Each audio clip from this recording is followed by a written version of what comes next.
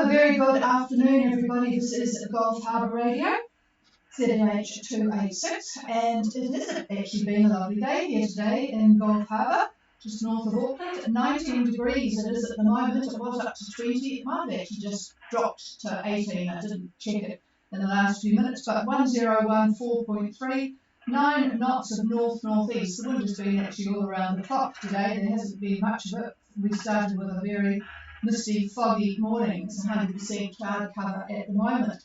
So anyway, a pretty good day for us, and makes us sort of feel that summer is coming. Well, let me give you a little bit of news from around the world. Let's start with Spain. I really did get a kick out of this. In Spain, you can get a $200 fine for not wearing a mask. But you don't get any fine at all if you are nude in public. So they had a really large bike ride through the centre of Madrid, all stark raving nude and wearing a mask. I'm not sure how often David has been watching that video this afternoon, but it was rather hilarious. All right, let's go to something more serious. In the South China Sea, things, as I mentioned about a month ago, I think, things are really heating up there.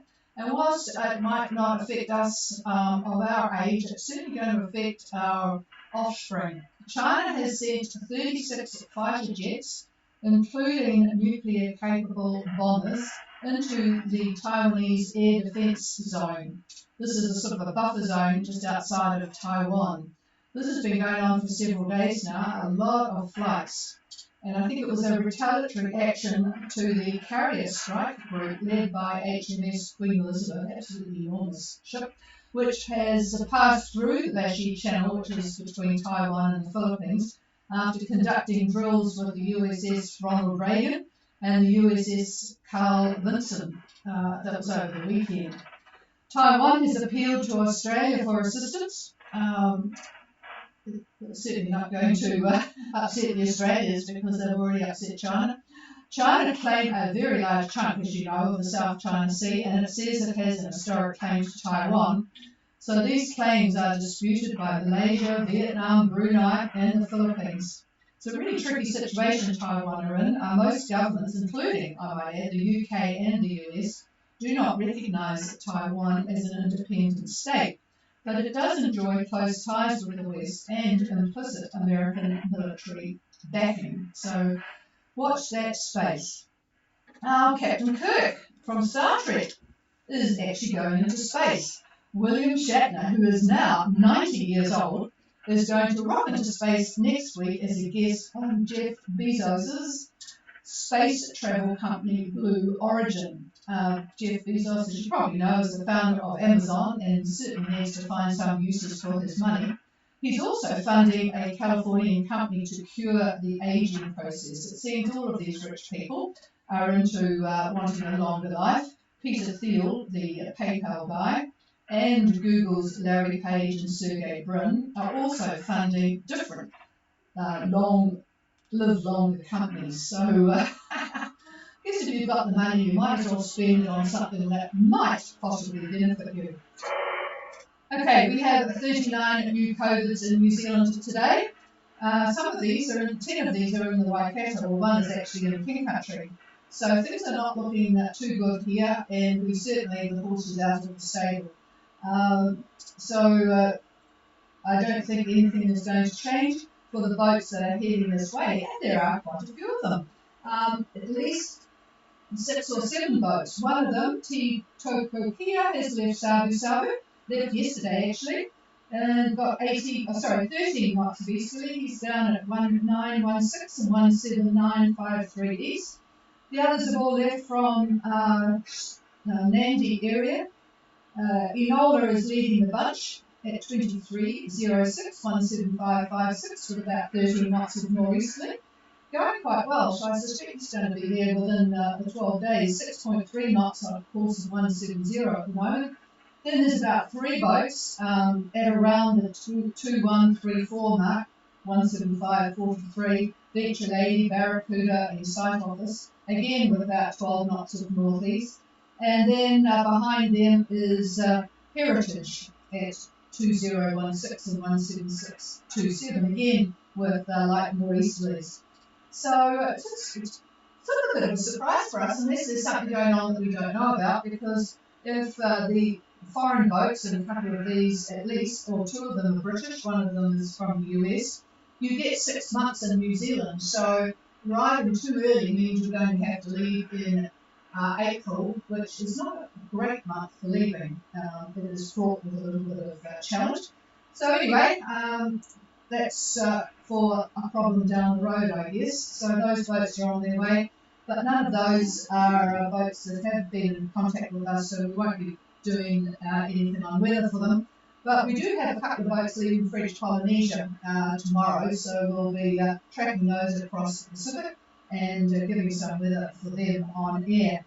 Okay, that's about it from me. I think David's got a pretty abbreviated session today, but I will pass the microphone. Yeah, here's a short synopsis view from the, well, what is it, 5 October now? Yes, it is. Yeah, so anyway. 6 October. 6 October. Is it? Yes, it is. Okay. Anyway, the reporting is accurate. Anyway, dates are so very hot here. But anyhow, the New Zealand frontal band continues to run to the northwest. So you'll remember on Monday we talked about front, and it's passing Raoul Island, so it's very slow moving, and it has just passed that island, which is part of the Kermadec, as you all know. It's going on toward Vanuatu, as it was day before yesterday as well. Now there is a secondary trough that runs parallel. This one runs very, very close to Fiji. Then it goes on to the northwest, where it runs across the Solomons. Then we find a third trough that runs from Raoul, again, a little busy there in Kermadec. It runs to the southern Lao group, and then it sort of arcs a little bit to the northeast, and it goes on to Futuna. So those yachts that are running from French Polynesia heading westward are going to welcome the very nice high, which is centered just to the south of the southern Cooks. And that's going to be providing some very nice east to east-southeast winds. Some of the winds a little bit further to the north are going to be east-northeast. But either way, you're getting a very nice push, which is going to be quite welcome, I'm sure, as you're heading in that direction before you arc down to New Zealand. For those of you that are in Fiji, a bunch of you, will remember the trough I just mentioned that is close to the western side of the group. Well, that trough, I'm afraid, is going to continue to shift eastward, and it's going to provide moderate to heavy showers and thunderstorms to much of the group in the next day or so. And there doesn't seem to be very much wind in this trough, which is pretty good news, but be prepared in any case. So there could be heavy falls and, like I say, thunderstorms as well. So that's it. That's just a short view of what's going on. Friday, we'll give you a little bit more detail and talk about what the weekend is going to be like for you, and we'll go from there. So that's all I've got for now, and pass it on here to the chief.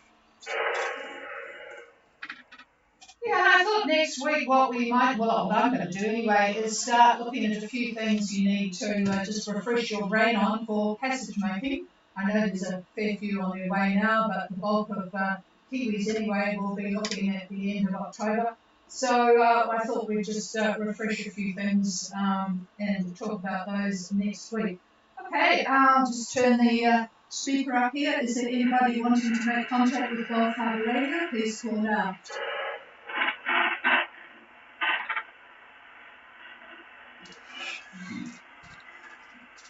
No, nothing clear. So we'll call it quits for the evening and be back again with you on Friday for the roundup for the weekend. Cheers, everybody. Golf Harbour Radio 10.